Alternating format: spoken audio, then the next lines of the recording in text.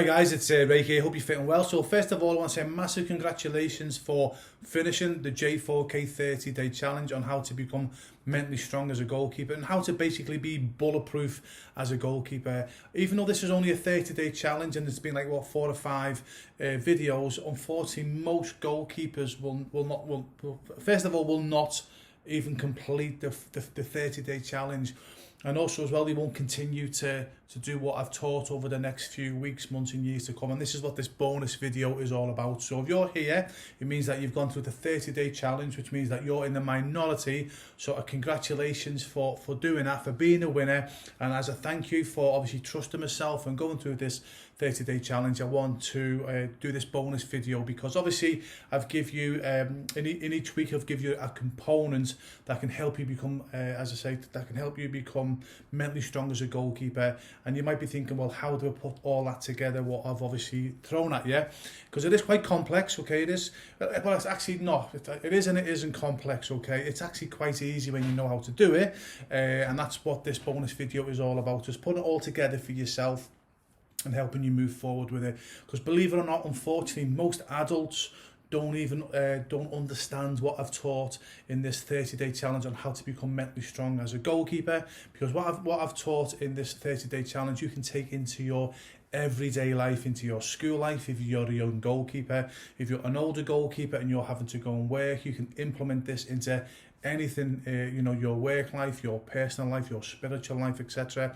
Seriously, being, the skills that I've taught you over this 30-day challenge can help you with everything. But this bonus video is putting everything together as an appreciation for you trusting me and having basically the winning attitude to watch every single video. So I'm going to go through everything now. That's only be about 5 minutes. I won't keep this.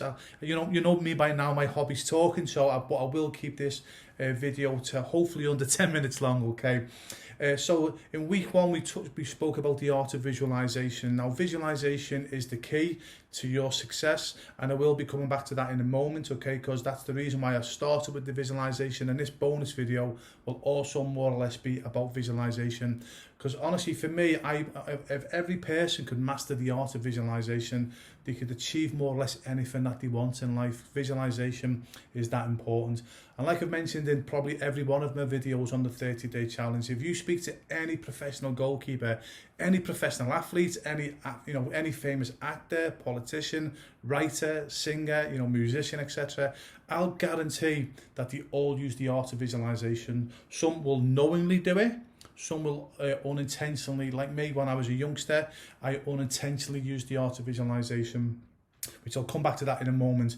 In week 2, I mentioned the art of mastering mistakes, because as goalkeepers we are going to make mistakes, okay, and we've got to live with that.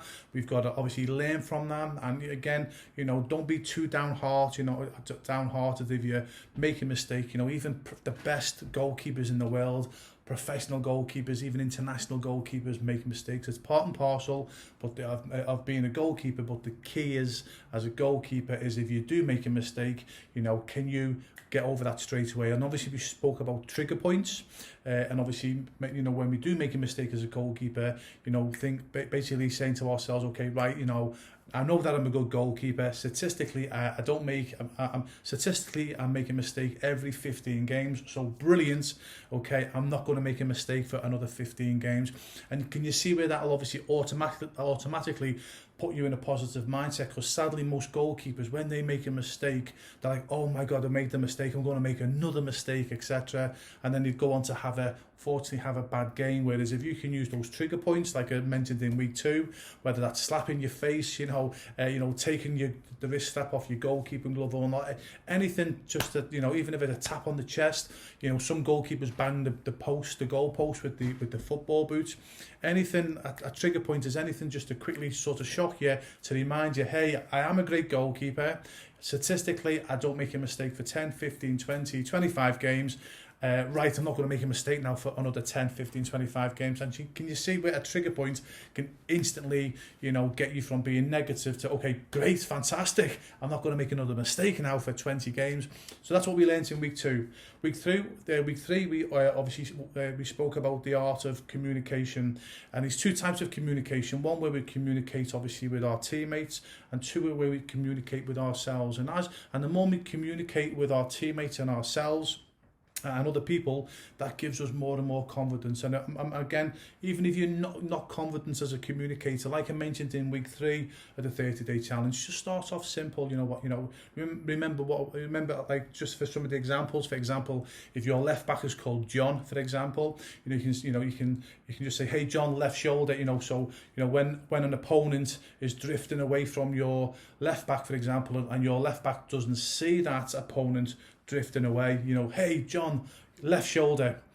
Just keep your communication simple. Again, unfortunately, a lot of goalkeeping coaches and coaches wrongly tell goalkeepers to communicate all the time, and that's actually wrong. Okay, don't get me wrong, it's vitally important a goalkeeper communicates, but you've got to communicate at the right time. Because remember what I said in week 3, if you're a goalkeeper and you're just, from the minute the game starts to the minute it finishes, you're just talk, your defenders, your teammates will switch off, because you just talk. You want to be a goalkeeper that when your defenders hear you communicate, they know you, they know that they need to listen to you. And that comes by being selective with your communication. And then when you're not speaking, and these 3 types of communication, communication which is obviously giving instructions, hey John, watch your left shoulder. Communication where you're giving encouragement. If your centre back, her name's, I don't know, Joanne, and she makes a fantastic header, hey Joanne, great header Joanne. So second part of communication is obviously, giving encouragement. And the third communication, and this is the most important, is communicate with yourself. So when you're not talking to your defenders, okay, like I mentioned in week 3, talk to yourself. So as you're walking around your goal, say, okay, I should be a bit more to my left, okay, or I'm too far off my line, I need to get further off my line, etc. And also as well, when you make a great save, again, when you made a great save and the ball's down the other side of the other end of the pitch, say to yourself, that was a great save, I'm an unbelievable goalkeeper, I'm the best goalkeeper in the league, but next time the ball comes, I'm going to catch it because I'm that much of a good goalkeeper. And again, just communicate with yourself. It's super important. And I know, like, the people out there will go, the negative people out there will be like, that's a bit weird. No, it's not. Okay, the best of the best. Okay, if you speak to any professional athletes, no matter what sport, they make sure that they practice internal positive communication. It's super important. So that's what we spoke about in week 3. And week 4 was about wearing masks. And again, just to remind you about wearing masks, is not letting our opponents see that we're nervous, not letting our own teammates see that we're nervous, because a lot of goalkeepers, they'll get to a game and they're biting their nails, etc. And other people are watching you. So if you get to a game and you're biting your nails and your opponents see that, or your teammates see that, or they see that you're nervous, obviously your opponents are going to take advantage of that, and also your teammates could lose a bit of what's the word I'm looking for? Your teammates, if they see you nervous, it makes them nervous as well. But again, in week 4, we talked about wearing masks and basically pretending to be confident. I know it sounds, again, all fuddy-duddy. I promise you guys, the more you practice to be confident, you will eventually be confident. It comes, you might have heard people say, fake it till you make it and all that. And it's sort of similar to that, just pretend you're confident. Okay, even in deep inside, okay, you might be underconfident. Okay, I promise you, the more you do it, the easier it becomes, and you will become confident if you practice enough. Okay, so that's what we spoke about. Week 1, visualization. Week 2, mastering mistakes, obviously using trigger points. Week 3, the importance of communication at the right times. Week 4, about obviously wearing masks, and again, not letting people see that you're scared or nervous. And again, listen, I mentioned this in probably all of my videos in the 30-day challenge. It is okay to be nervous. If you're a goalkeeper and you're, please don't think you're weak because you're nervous before a game. It's only natural.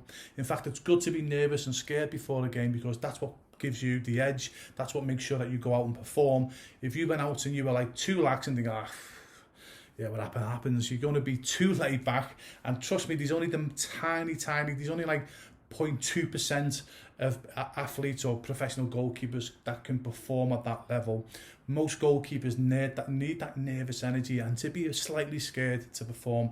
The key is to obviously, you know, not let that affect you and utilize that nervousness, if that makes sense, to propel you to play well. And again, that's obviously what we spoke about over the 30-day challenge. Okay, so how do you all put it all together?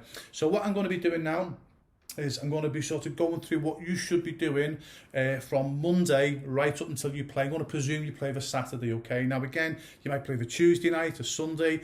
Again, I'd say I'm going to use Monday as a yardstick, and then you can obviously just gauge. You just basically do whatever I'm going to explain now, no matter what you know when you play. But I'm going to presume you're going to, you know, it's a Monday, and then you're playing on a Saturday, okay? And also that you're going to train. Let's say that you train with your team once a week, and you might have a goalkeeping coach once a week as well. So first of all, on the Monday, you know, first of all, if you've played at the weekend, you know, any great saves that you've made, okay, yeah, you know, visualize yourself making those fantastic saves.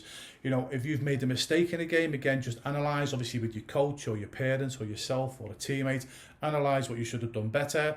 And all you've got to simply and quickly do is go, right, I should have done this better. I'll do that next time. Boom, you forget about it. Okay, yeah, you don't dwell on it, you forget about it. Then what you do then is you keep visualizing as many times as you can what you should have done, because what you're doing is you're erasing a negative memory and you're going to replace that with a positive thought and a positive action moving forward, if that makes sense.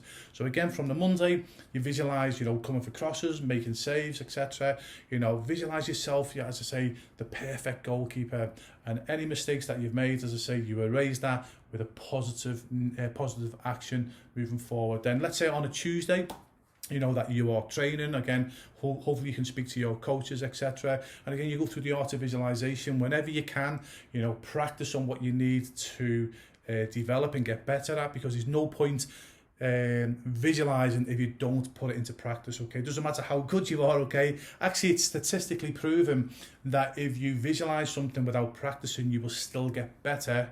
But obviously, if you visualize in your mind's eye and also do it physically in training, obviously you're going to get better an awful lot faster. So again, when you're training, okay, yeah, you know, always try and train on, you know, obviously train on everything, but some places where maybe that you might have made a mistake at the weekend, you know, just do a few drills. Again, don't overthink it. Don't, you know, as I say, don't get too negative. Again, just go, right, okay, do it in training. I should have done this. Brilliant. I've proved I can do it in training, okay, yeah, forget about it, you move on. And through the week then, Wednesday, let's say on the Wednesday then, again, you still, everything goes back to visualization. That's why I started off on week one. Everything goes back to visualization. And as I say, you start to visualize it. So on the Wednesday, you do the visualization again. And again, you visualize yourself coming for crosses, saving penalties, everything, you know, over and over in your mind's eye. And again, especially something where you feel as if you need to get better at, visualize yourself doing it perfect. Honestly, the more you do it and the more you practice, you'll get better and better and better. Then also, again, even visualize going into the communication. Again, visualize yourself speaking to your teammates, you know, giving instructions, giving encouragement. Visualize speaking to yourself, because the more you visualize yourself communicating, it'll become second nature to you when you start to play. Again, everything comes back to visualization. And also visualize yourself wearing masks as well, okay, yeah? So again, visualize yourself being confident. So it's not just about visualizing yourself making those great saves. It's about visualizing yourself with your communications. Visualize yourself walking into a changing facilities with your chest out. Again, don't overdo it, okay, because you look a bit strange. But again, as I say, you know, put your chest out, don't be biting your nails, etc. You know, visualize yourself walking into an environment where the opponents are thinking, wow, this goalkeeper looks good. And again, like we proved when we did the 30-day challenge, you know, when you warm up before the game, you're looking at other players and thinking, wow, that player looks good. Okay, or that player doesn't look good, and you've not seen them play yet. They're only kicking the ball around, warming up. It's how the aura that they put around them. It's how they walk. It's how they talk. So you can actually make yourself confident and intimidating just how you walk and how you talk. Super important. And again, as I say, you can do that with your visualization as well. So again, everything goes back to visualization. So the Monday you visualize, Tuesday with your practice with your team, Wednesday you visualize, Thursday, let's say, hopefully you've got a good goalkeeping coach. You can go through, obviously, you know, what you're good at, what you're bad at. You can practice with your goalkeeping coach. And again, you're visualizing everything as well on the Friday. on a Friday evening, this is when you start to visualize your perfect game. Okay, so through the week you've been visualizing techniques, okay, coming for crosses, as I say, they're communicating, taking a perfect goal kick, etc.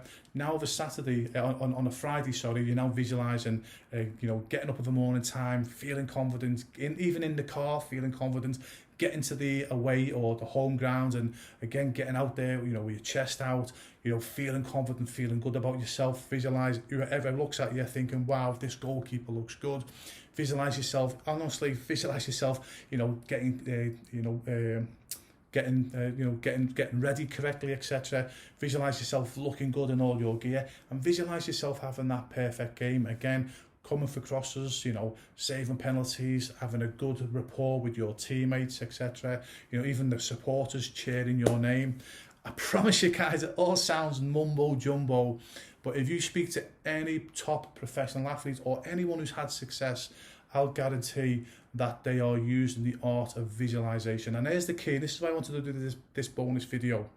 Don't think for 1 minute by watching the 30-day challenge or participating in the 30-day challenge that's going to be enough. It's not going to be enough. This is something that you've got to do every single day, okay? Every single day.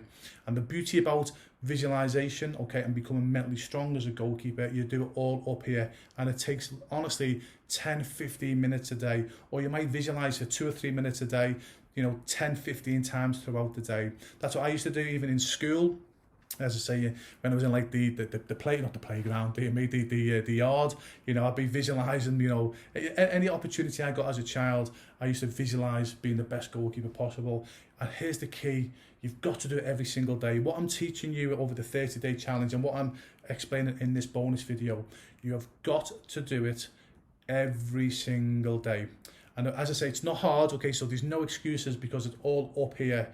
You can sit down anytime you want, as I say, before you go to bed, while you're having something to eat, etc. If you're going on the bus to school or you're driving the car to work, you can do it then. You can visualize anywhere and everywhere. Like going to the gym is hard. If you want to have bigger muscles, bigger guns, okay, you've actually physically got to go to the gym and you've got to do an hour's worth of work on your guns. That's hard work, okay, that takes commitment, okay. With becoming mentally strong as a goalkeeper, it's all up here, so there's no excuse, because you can do this all in your mind's eye, and then you put it into practice when you're training and when you're obviously in your game situations. Obviously you can, hopefully you've got good enough coaches and goalkeeping coaches, and you explain to them what you're doing, explain that you've done this 30-day challenge and that you want to become mentally strong as a goalkeeper. And fingers crossed, unfortunately, most coaches don't understand what I'm speaking about here, unfortunately, guys. So hopefully you've got a coach that does understand how to develop your mindset, etc. So that way they can also help you as well.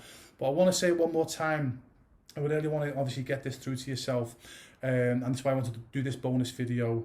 Everything I taught you about in the 30-day challenge, okay? And I know a lot of you have obviously been emailing me in and you've been telling me what you're doing, what you're saying, etc. I promise you, the key to your success and for you to become mentally strong as a goalkeeper consistently, okay, you've got to visualize every single day. So what you're good at, you visualize.